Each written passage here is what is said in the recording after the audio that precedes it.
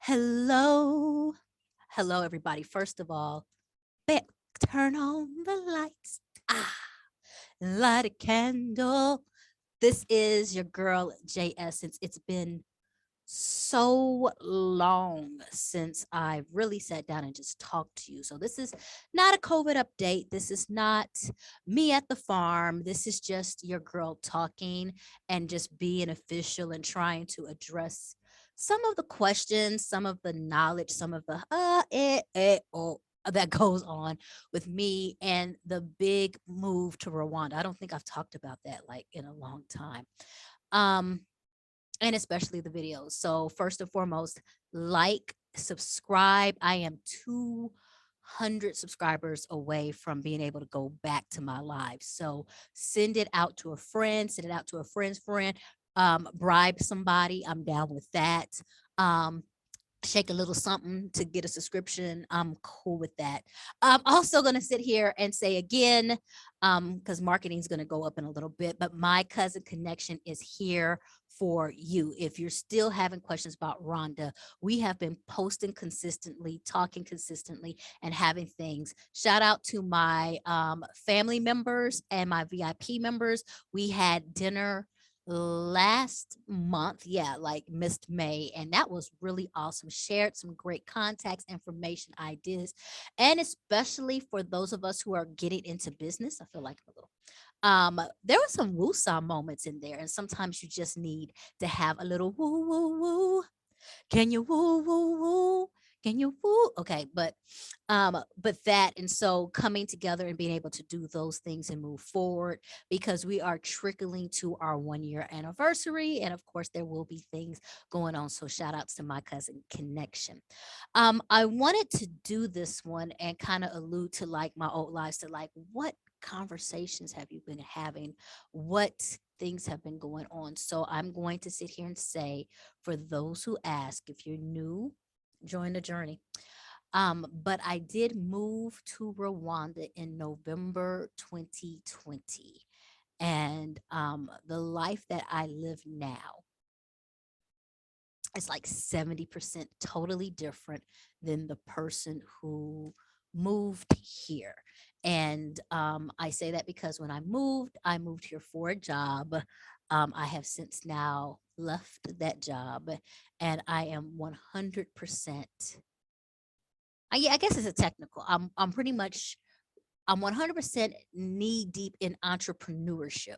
And this past year really taught a lot of hustle. So I kind of talk a lot about money. And the reason why is because while there's so many opportunities that I have here, um, somebody asked me like, what's my biggest regret about moving to the continent? And my biggest regret is I did not have the finances I needed to have in place in order to be the person who I want to be when I'm in Rwanda. That is hands down my biggest regret. Like, if I could and I just know who I was. Like, I always said like maybe I should have taken like a finance course, but there is this big piece. I forgot who I was hearing speak on it. I just finished listening about one of the biggest conflicts before teaching somebody about financial literacy is teaching them that they are worth that, that they are worth being a millionaire. They're worth these things, and the knowledge that's ahead to you is not a special secret. It's not for just the elite. It's for those who know how to discipline or use money and invest it and figure it out. You cannot sit there and tell me there ain't a stripper in Atlanta dropping it low and shaking it high. And she's running through 100 grand on some Gucci Finale sales and hair and items and whatever, whatever. And I ain't deserving to have 100 grand in my hand. I'm just saying. And that's nothing to downside. Shouts out, all strippers matter. That it is to sit there and say, baby, you everybody can get 100 grand in their hand if you want to do whatever you need to do. So the journey that I've been on in this past year has done so much just around that mindset and thinking and figuring it out. So I go back to November 20th is when I moved. And for those who started with me on my journey, I just documented it. And I just got hit with idea after idea. And pretty soon became a gateway. I would say that a gateway. I did that on purpose. That was wrong. I became a gateway for people who were choosing to see if their life was possible here and just meeting more people, talking to people, and figuring out things. And so that's when my cousin connection came about. And that's after that, had a very deep conversation about time versus money and decided to leave my position and kind of start working contractual, being able to really work per hour versus per month. I don't know if that's the way to say it. And it opened me up to be able to do more with the farm. There's been hiring, there's been official, you have a business in Rwanda. There has been visa changes. There has been, my mom has moved here. There has been these lifestyle and all these things that happened. And one of the biggest things that I really spend a lot of time on is like, how do I keep this? Um, because there's two things for me. It's the day to day, and you're talking to somebody who's just check to check, and I'm like, I'm not going to be check to check child anymore. And then what does my retirement look like? And so been chasing those questions. I invested in myself to learn some things that I bombed on: stocks, and yeah, if you know the market. And so like I was gonna be like, oh, I'm an option trader. Child, that was an option that was not available to me. If I don't take my regular tail to some regular investments and do what I need to do. And I'll be honest with you, I don't know. I wish some people would come and, post what they do, how you do money. I found some other things for investing that really did work for me. And I think that um you really have to thy own self be true. And I wasn't in a position already to learn. No, I take that back.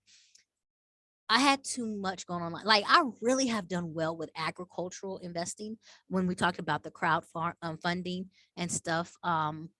I've That's really good for me. I love it. I love agriculture in a way I didn't know I love agriculture, and don't love it in the way that you think I love it. Like I'm out there rolling around with pigs and stuff. Like no, I'm not there yet. But I have done agriculture investing. I've done the peer to peer lending. Um, did well. I just started my ETFs. Good with that. I just feel like my investing level is kind of like old school.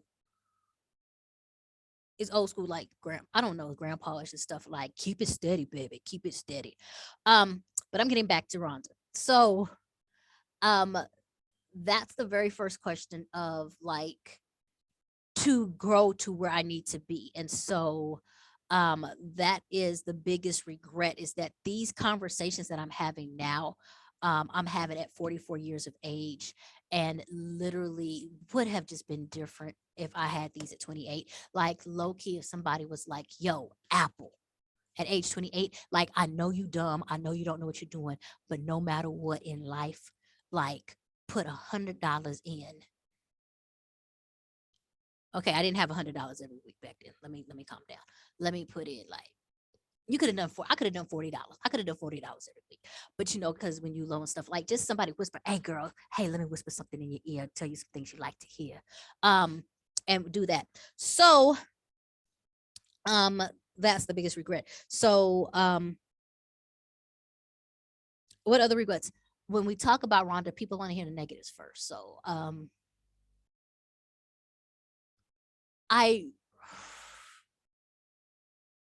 I don't know if it's the Virgo in me. I do feel like there's a lot more that must be said for me knowing how to do things. Whether I'll be on auto mechanic shop, yes, I need to know more. I need to be able to look at an engine and tell for myself what it's going to be. Um, and then, but that's in a lot of things. And what I've recognized, I wish you guys were here because it helps my train of thought. But what I've recognized, and this is not a regret, but this was like a hard bump, is that you cannot trust somebody else with your vision. This is me. Um, it just does not work that way. If I'm going to create a business, if I'm going to create an idea, if I'm going to create an office in my house, if I'm going to create something, I have to have the energy and wherewithal to put it in action, see it through, talk to the people being there, follow up, tell the expectations, show what it should be like, model it, and then research it. Let me be honest, fight somebody and prove that you're right. Um, and then go forward. Like that's the way business must be done. You cannot come out here and start a business and just hire somebody and expect for it to go the way that you think it should be. You cannot. You cannot. You cannot. You cannot. And so that has changed a lot of like the energy and everything else like that. And I don't know, like I said, I don't know if it's a blessing, it's a curse. Because it's a lot of bumps and roads. I've had some down, down, like downfalls. I've had some stabs. I wouldn't even say stabs in the back. I would have like a uh what's that when they throat chop you? Like like you took me out and rolled me down on the ground and wanted to watch me die. Type things. Mhm. I've had people who I called friends. I no longer even call. And I've had harsh reality checks. I've had people like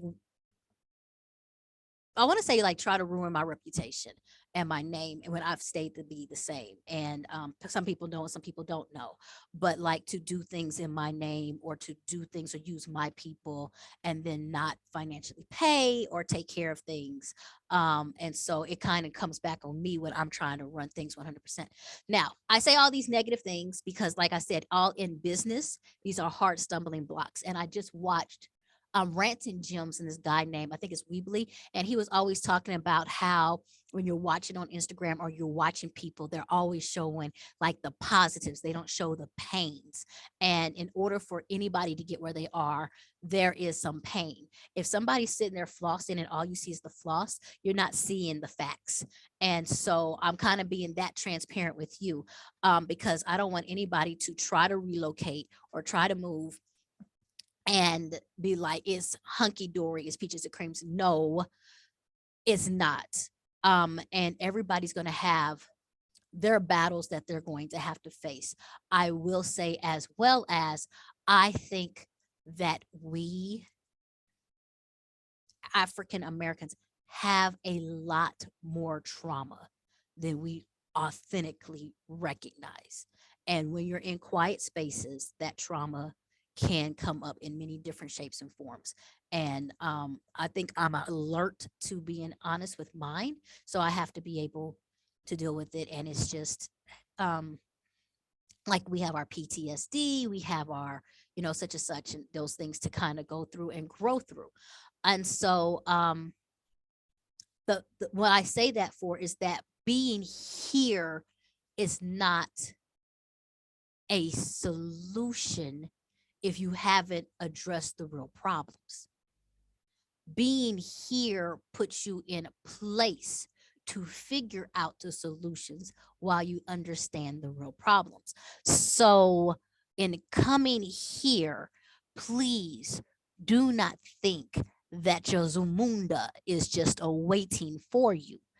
Like you have the space to be there, but you are going to have to figure out ropes. You are going to have to struggle. You are going to have to bump your head. And it doesn't mean that you're a failure. It doesn't mean that you're wrong. It means that you have to figure out solutions. And so you do that and find it out. Now, I ain't going to lie to you. That's me. I choose to be that type of person, go through that type of reality. I think there's a lot of blind people out there just living life Stevie wondering and just happy to be in their own ribbon in the sky, and they don't ever pay attention if there's a flag the ribbon's supposed to be on or not. They just flying in the sky with their Sharia more, chilling and living their own best life, oblivious to those around them. Let's be honest, people do that. I'm just a hard-headed person who wants to be authentic and real. um so this is like a great rant. So if you're still with me, wow. But while I talk about the negatives, and I'm going to sit there and give you some really case point ones for you to grab on real quick. It is very hard to deal with the language barrier. And yes, Rhonda is an English speaking space. However, you will get confronted with two types of issues with the language barrier. One, not everybody or every level, you're not around English every day, or English all day. You will be around Kia Rondon, and there are, it's just blank stares. Two, the use of English, I will say maybe English was like taught in school, or people pass English on an I can speak English level. We use English in a conversational tone that is different than just regular English. And there's oftentimes many words that get lost and translated, and people will just look at you, say, yes, yes, you understand. And that really is not the case. And so you almost have to be very conscious about what you say or what you speak, or ask questions back and say, can you tell me that back? Can you explain it back to me? Because language is a major factor. um the fact that English is their language makes everything possible, but you will bump ahead, so you have to understand that. Time, y'all, no lie, I don't know if you all could tell me, are Africans stressed? Like when it deals with time, like money, yeah. I don't know if they be stressed out about time. We do. I am. I'd be like, 2 o'clock. It's 2 o'clock. It's 2 o'clock. Like I said, 2 o'clock. I got like, oh my gosh.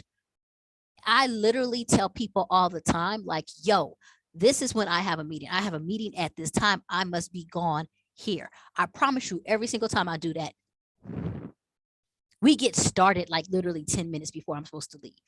So I leave, like I've been said what I need to say. I also start telling people like an hour before I know I'm supposed to leave. Like that's my leave time, because it's just something, I don't know. It's like the moment you say, like, if you need something by 11 o'clock, I'd be like 9 o'clock. And then I'll dip. I will dip. Because baby, people coming. And the one thing that's funny is, like, if we were late to something, like if I was late to something, I was supposed to be there at 10 and I'm coming in around 11:15.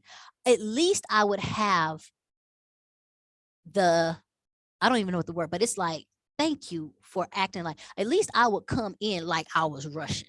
At least I would come in like, oh, I'm sorry. At least I would not come in like I have an ice cream sundae shake, and eating a Slurpee and waiting on my McDonald's fries to flip over, and just stretch out and take a yoga pose before you come. Like, I have never seen nobody come in like you rushed here.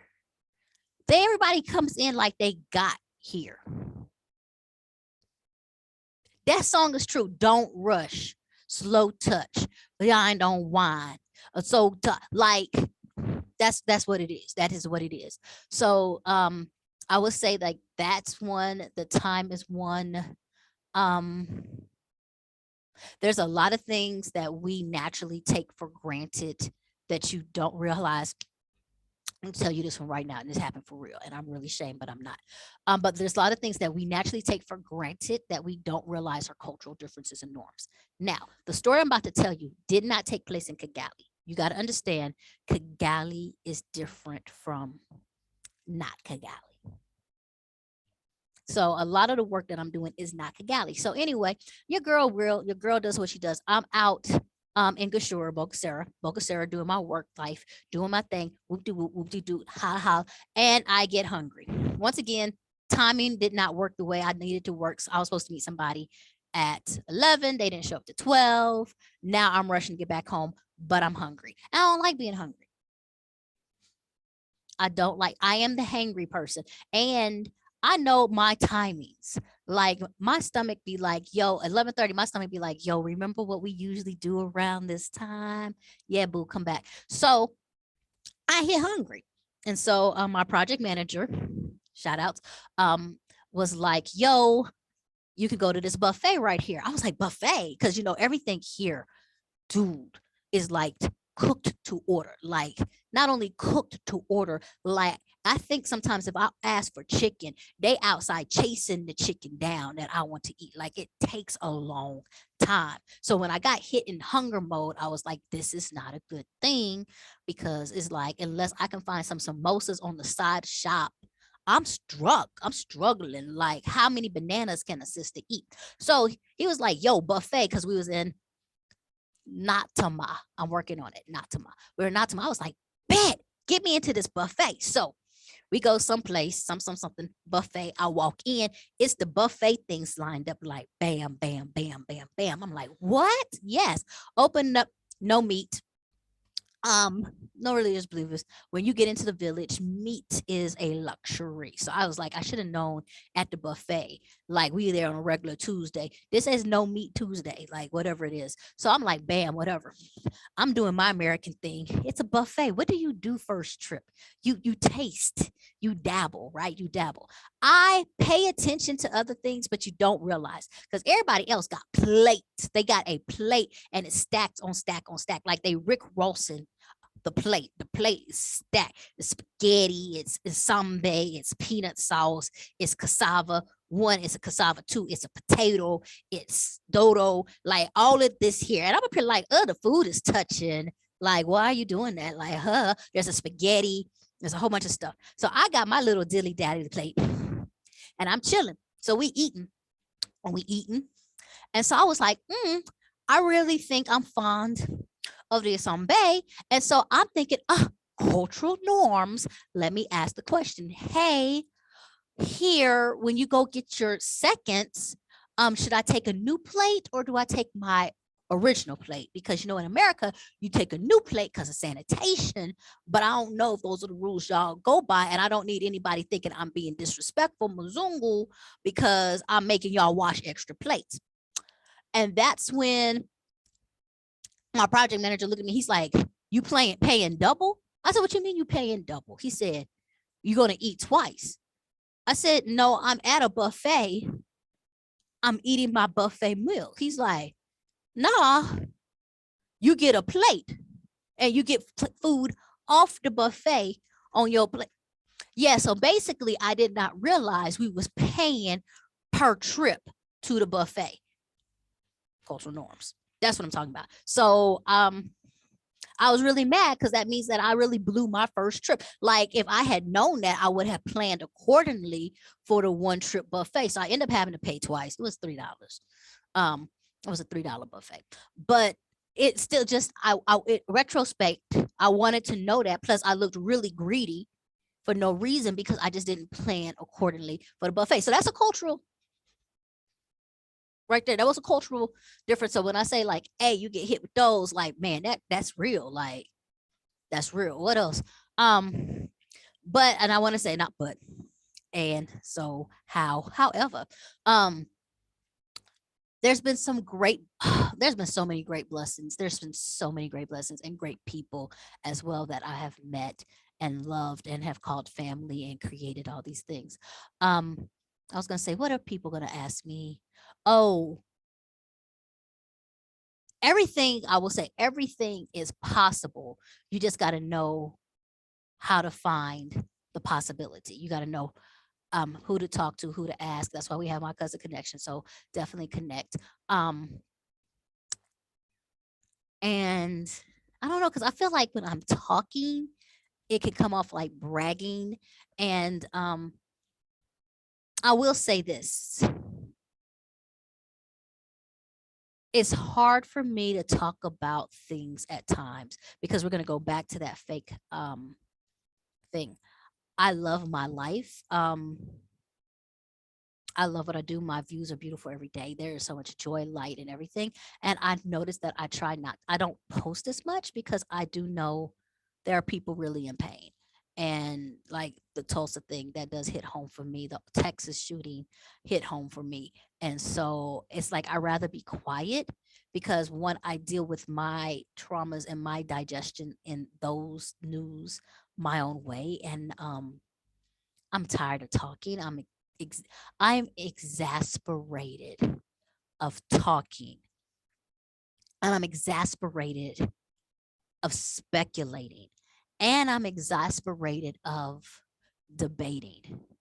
And in those instances, it's just like, do something.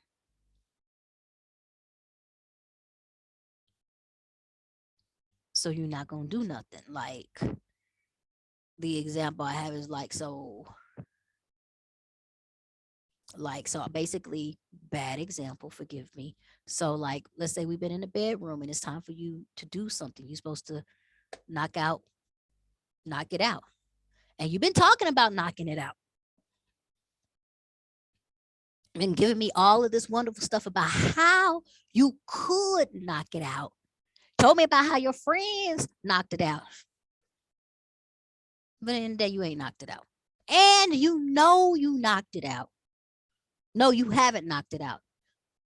But then you're going to start talking like you did knock it out. But I'm still not knocked out. Like the impotence of America at this point. The impotence. That's what it is. When I say I'm exasperated, because you're impotent. You're impotent. And you thought you was impotent. Is it impotent or impotent? Impotent, impotent. Whatever it is, you're flaccid. America is flaccid. And so I just don't feel like talking because that's horrible. This is such a bad analogy. Um, but yeah, I don't talk about it like if you had like I equal opportunity person, like literally that's how you train me to be equal opportunity, the minority hire and everything. Okay, so all right, everybody got a chance. Prove yourself. I had to prove myself. I had to study all hard and get all this other stuff and everything. So prove yourself. Because you would never have given me as many chances that you are taking. So at this point in time, um, like I said, I'm beyond exasperated because I do feel like exasperation still has a bit of emotion in there. And I'm just like this. If you can't get hard for me, I won't get hard for you. And that was me being nice. And so, um, and I'm not saying, let me clear this up before anybody says anything. I'm not saying there isn't empathy for the things that are happening. I just know that because of the way things are set up, the people who can make decisions and make a change, you should have been do that and stop trying to push it on us. You literally created glass ceilings. You literally created like these different minds so we could not carry through and get to where you are. So since you created those and that's where we are, don't you dare come and push it on us like it's our responsibility. And I mean this like, oh my God, I'm so ranting. Like the recycle movement, like everybody must recycle. Everybody must recycle. And so you drinking a soda pop can and you put it in the trash and people are like, no, don't put it in the trash there. Put it in the green bucket. Put it in the green bucket. Triangle, save lives, recycle, we care. The hole in the ozone layer, that's because of that one soda can. Matter of fact, you could take all the soda cans from one day. It don't equate to that hole.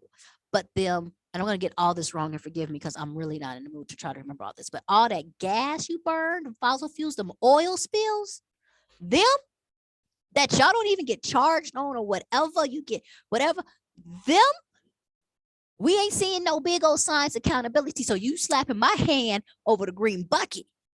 But so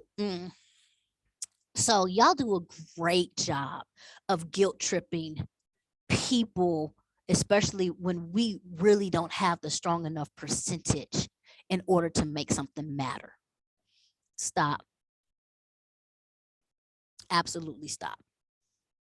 That's why folks is crazy, and that's why Pukes is tired, and that's why Pukes are trying to do something, because the impotence of America is screaming its name.